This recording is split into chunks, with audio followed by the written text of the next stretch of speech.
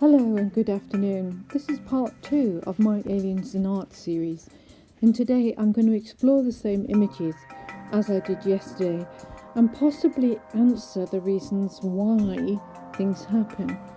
For example, this alien appearing in this mirrored image of the Last Supper, and also the next picture that is coming up is the Mona Lisa. How did the Mona Lisa, when mirrored, suddenly become an alien? How can I answer that question? So I decided to do a little social experiment of my own, and I decided to have a look, if I played about with the camera in my iPad, exactly what images would I get. And believe it or not, look at my neck. I suddenly become this unnatural looking person. And I just think this was part of Leonardo da Vinci's genius, that he was able to look at anatomy and duplicate it to make these images. But you decide what you think. The next one again is the crucifixion, and as it was pointed out yesterday, there are two spaceship-like images to the left and the right-hand side of the cross. A lot of ufologists think this is proof that existence of UFOs are here. And I disagree with that, because I think, again, this is a misunderstanding of the artwork. These images that we're seeing in front of us are not isolated. They're not images that stand alone. They are images that are all through Byzantine art.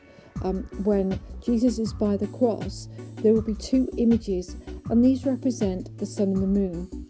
As we go along here, I'll show you some more artwork which has exactly the same imagery. Jesus Christ, the sun and the moon standing beside him. Again, an even older piece of art here which comes up. Jesus Christ, the sun and the moon, again by the cross, again looking at Christ, not in spaceships but absolutely identical. Here we go again, the sun and the moon, all looking at a crucified Christ, and there's hundreds of these examples if you look on the internet.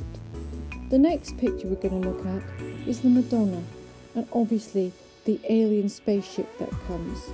The spaceship is an announcement to the shepherd. As you can see, the shepherd is looking up to the spaceship. Now, is this the only painting in existence of the shepherds looking up at the sky and the angels making an appearance? I don't think so. If we scroll along some more, if we follow the picture some more, we'll see the clouds, we'll see the shepherd looking up to the sky. Now, was this God calling to the shepherd, not a UFO, but God in the Bible, saying, when shepherds were hailing their flocks by night, an angel of the Lord appeared to them? Does this art depict an angel of the Lord appearing to them? And like I said, if you look at this picture here, there are 4 separate images here where a shepherd looks up to the sky and looks up to some image for verification. And this is what I think this picture actually shows us. It shows us about the shepherds waiting the arrival of Christ, or being told about it. This picture, the next one, is by the 17th century artist. This shows Christ being brought up to the heavens by God. Again, this has nothing to do with spaceships. I can't get you a dove in this image, but I am reliably informed there's a dove in this image, and this covers all of the imagery that was synonymous with that period about being called to heaven. The next image I'm going to show you of another 1750 image is of this spaceship that appears to be beaming down at the head of this lady here. And it's a image which UFO people who believe in it suggest is a UFO impregnating the Virgin Mary or trying to kidnap the Virgin Mary, but they don't say anything about the cloud of angels that surround her. When this picture is like magnified, the white cloud is actually a cloud of angels. And again, this is God speaking to Mary, and it's synonymous with the religious art at that time.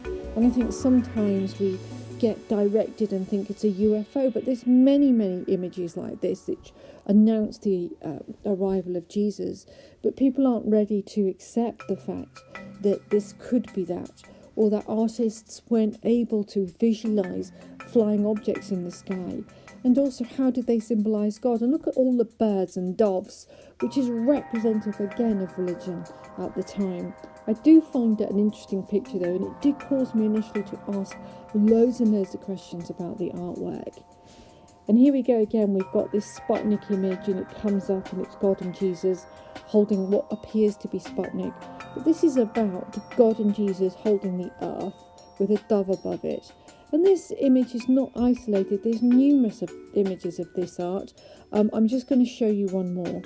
Here's another image of the same thing, but it's not, the ball's not in the middle at this time, it's on the side of God.